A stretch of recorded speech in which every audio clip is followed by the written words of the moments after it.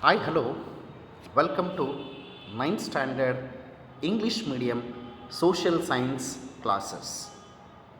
In this session, we are going to get the information about our constitution continued part.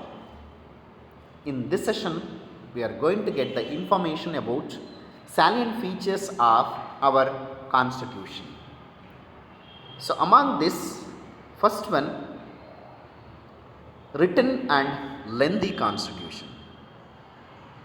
Our Indian constitution, it is called as written and lengthy constitution.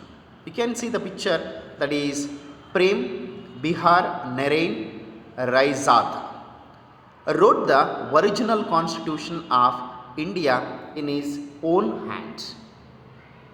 Our constitution is in written form, and there will be a unwritten constitution. Unwritten constitution is an example for Great Britain. Great Britain country, it is an example for unwritten constitution. Then what are the things are written in form? The powers and functions of the organs of the government like legislature, executive and judiciary have been delineated in the constitution. Fundamental rights, duties, directive principles of state policy, etc. are all in the written form. Originally, when our Indian constitution came into existence, consisted of 22 chapters, 8 schedules and 395 articles. Later, after many amendments, it has become the lengthy constitution with 25 chapters, 12 schedules and 465 articles. So, this is the first one, written and lengthy constitution. And the second one, it is called as partially flexible and partially rigid constitution. That means the constitution which can be easily amended is called flexible or simple constitution. The constitution that have special procedure for amendment are called rigid or complicated constitution. Our constitution is neither too flexible nor too rigid. And the third one, parliamentary form of government. This parliamentary form of government we borrowed from the country Britain. The executive is responsible to the legislature at the central and state levels. The cabinet shall be in power as long as it enjoys the confidence of the legislature. As soon as it loses the confidence of the legislature, it has to resign.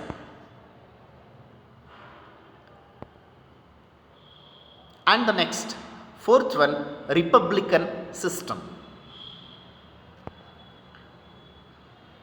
The constitution has declared India is a republic. The head of the country is indirectly elected by the citizens.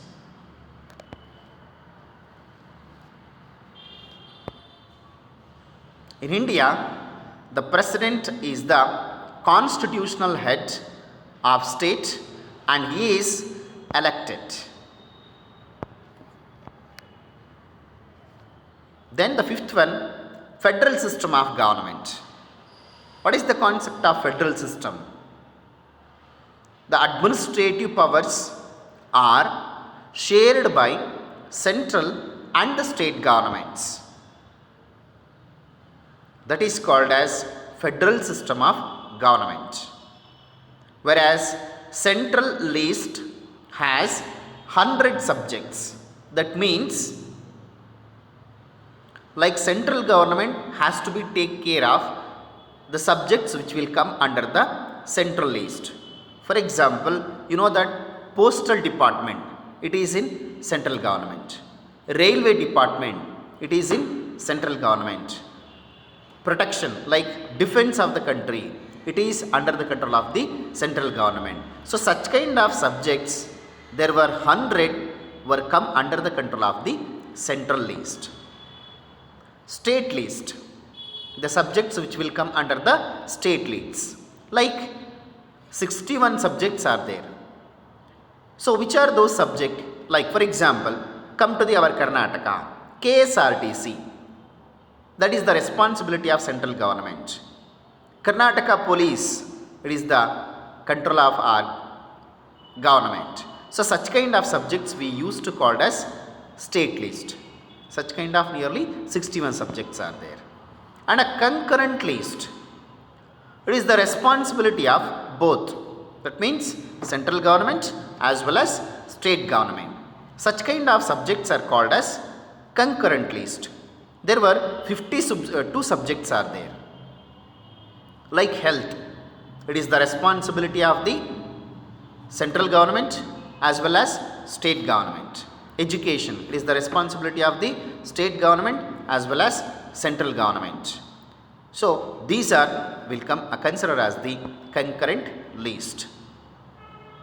The Supreme Court possesses powers to solve all the disputes rising between the central and the state with respect to any subject. And the next, fundamental rights.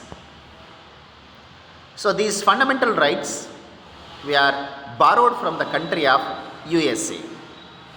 The rights that the Constitution has given to the people are called fundamental rights.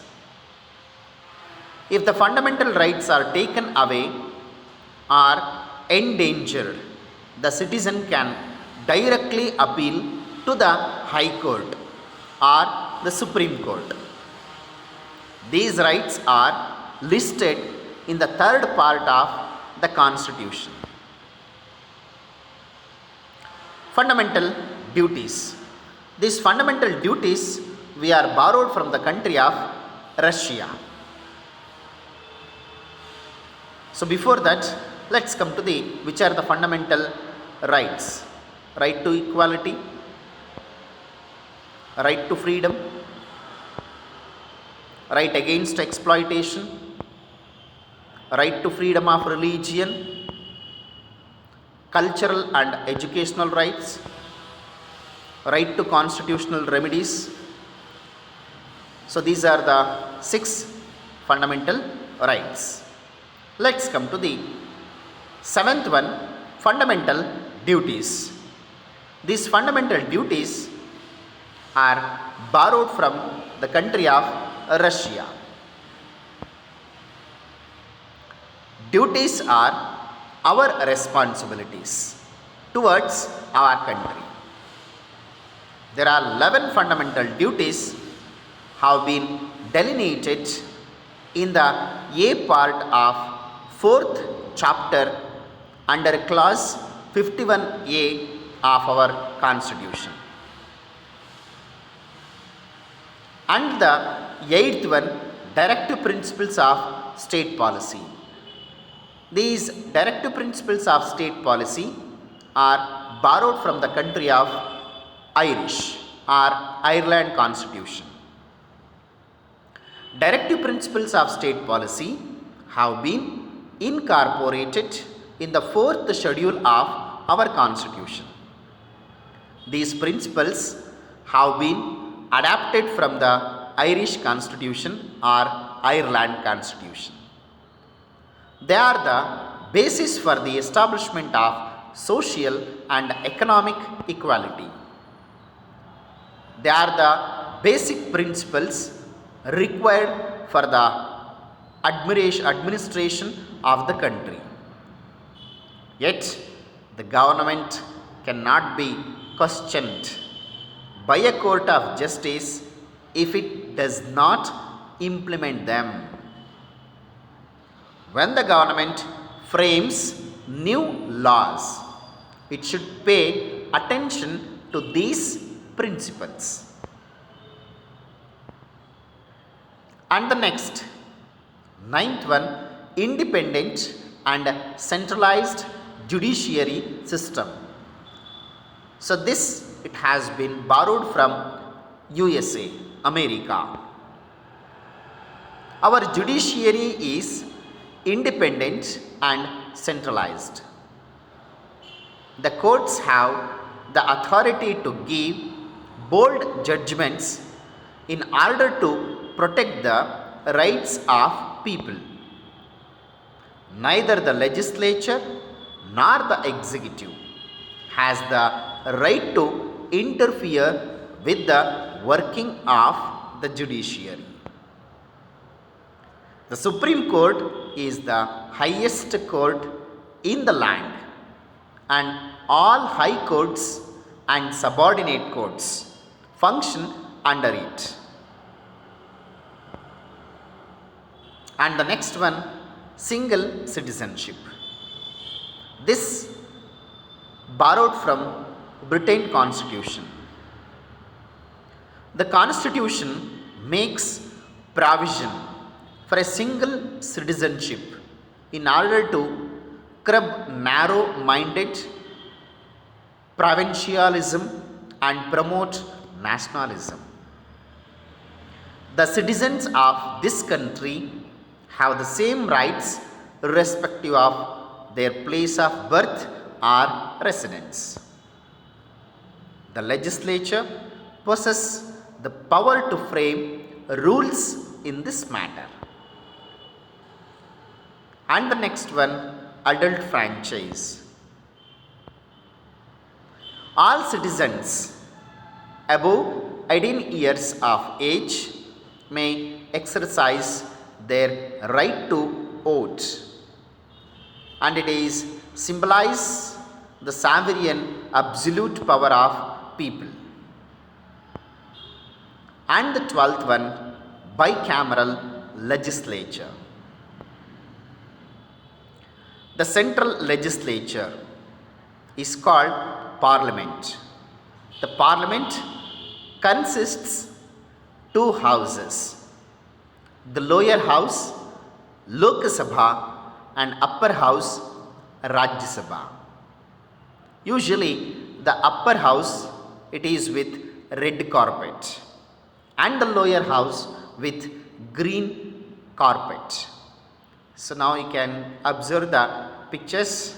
So this is our Indian Parliament, central legislature consisted two houses, that is we used to call it as bicameral legislature. And the next last one, party system. Political parties are the pillars of the democracy. There is a multi-party system in India. The party which wins in the general elections becomes the ruling party, whereas the rest will be the opposition parties. So the political parties plays a very important role in the democratic system. Okay, so these are the salient features of our Indian Constitution. So thank you very much, and I will come up with next topic, our Constitution. Thank you.